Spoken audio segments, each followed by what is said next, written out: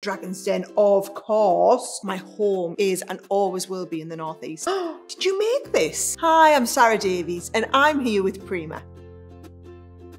So I love to make all different things. However, I have to say my favourite thing to make are homemade cards for people. And I just love the fact that you can sit down and in just a few minutes make something that you're super proud of. But then when you give it to somebody, you get that, oh, did you make this? And it's just the best feeling ever. For me, the biggest benefit that I see people get from crafting is just the general feel-good factor and that real sense of well-being and sense of achievement. You know, it takes a little bit of skill to master a new craft, but you can do something brilliant right in the first instance when you start out.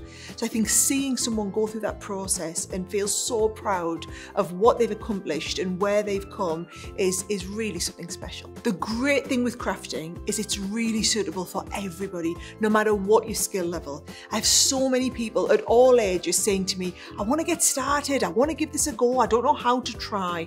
And I always say there's nothing like picking up a good book or watching a good tutorial on YouTube and sitting and making something with someone else. Make sure you try something that really is beginner level, because what you want to do is set out on a project that you can really achieve and be proud of what you've achieved, rather than try something so advanced that you're never going to be happy with the finished result if it's your first time trying it.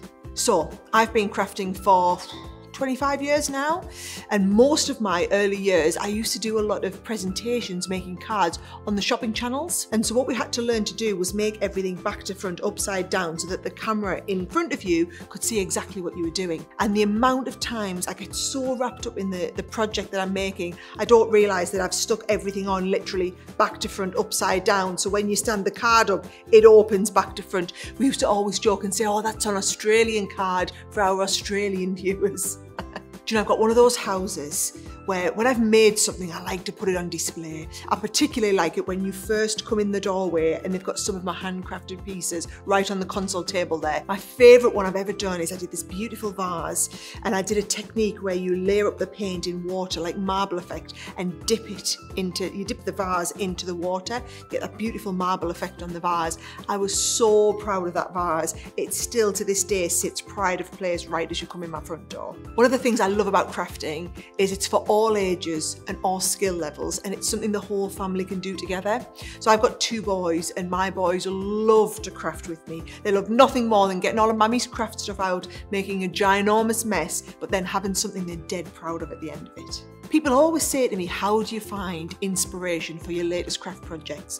And I say with crafting, it's not about reinventing the wheel. You know, a lot of these handicrafts have been around for years, for decades, for centuries. All you need to do is go and look up on the internet, or Pinterest's a brilliant place to find ideas, or craft books. Usually when you can see a picture or you can see a vision of what someone's made, it's not that difficult to dissect it and take it back to basics and work out how you can make that same craft, but maybe put your own spin on it so it becomes a little bit unique and personal. So these last 5 or 6 years, I've become a huge fan of running. And at first, when I started running, I was doing it for the physical exercise, for the physical benefits that came with running. But actually, the more I've done it, I've found the mental positive effects of running far outweigh all of the physical benefits of it. And I just love to throw on my trainers, go out on a Sunday morning for a long run, and it really gives me the headspace to think through whatever I've got coming up in the week. And by the time I've finished, I've got all those endorphins flowing and I'm generally feeling pretty great about myself. The key to any sort of exercise like this is just showing up. So even on those days when you really don't feel like it, you've just got to show up.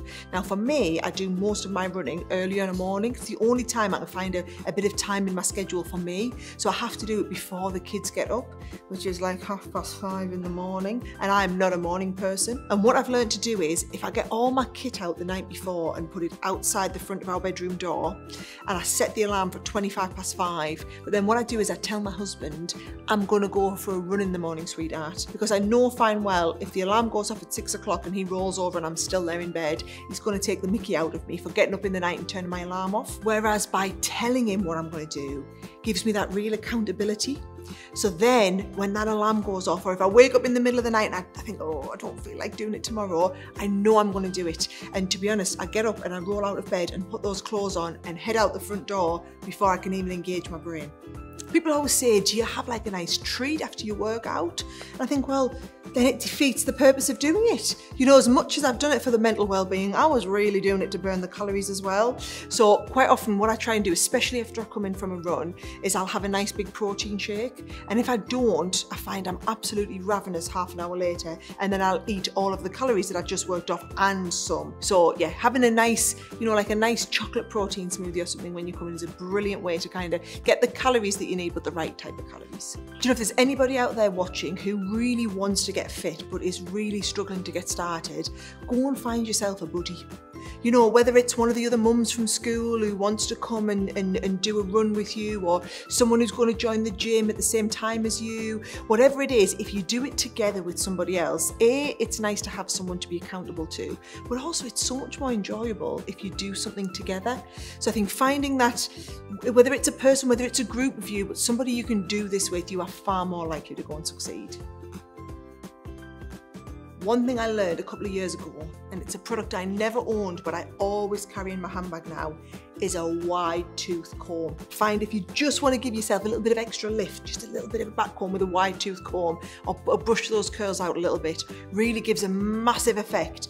Just that tiny little comb in your handbag. So I'm a religious, nice shower on a morning to get me going for the day type of person. However, there is nothing more relaxing than a nice hot bubble bath. I don't get an awful lot of downtime in my life, but when I do, to really switch off and relax, I like nothing more than getting my nose in a great book, something that's got real escapism where you can just, you can't put it down and you're turning the pages. There's nothing more relaxing than getting lost in a book.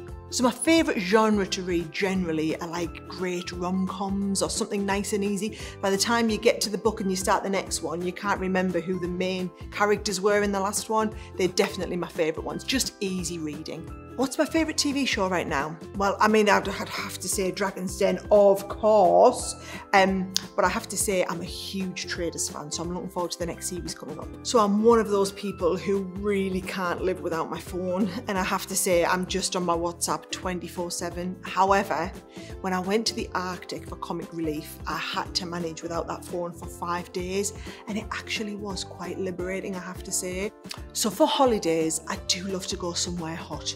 I'm not a massive beach person, the sand gets everywhere, but I do like to go somewhere where you can just switch off and relax in the heat more than anything. I'm a big homebody, so I have to say if I have a weekend off, I would sooner rather curl up at home as opposed to trudge off somewhere and have a busy weekend going abroad and having to discover somewhere new. Give me my home any day of the week. So I'm a big northeast girl through and through, and they always say, you know, you could take the girl out of the northeast, but you'll never take the northeast out of the girl. Even though I travel so much for work, my home is and always will be in the northeast, and I think it's just the people. You know, they are the friendliest, warmest, most loving people, and we get behind our own like you would not believe.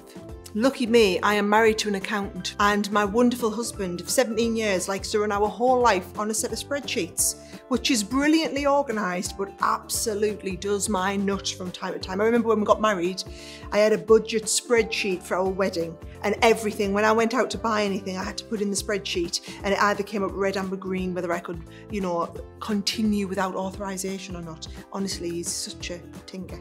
Thanks so much for watching. Bye for now.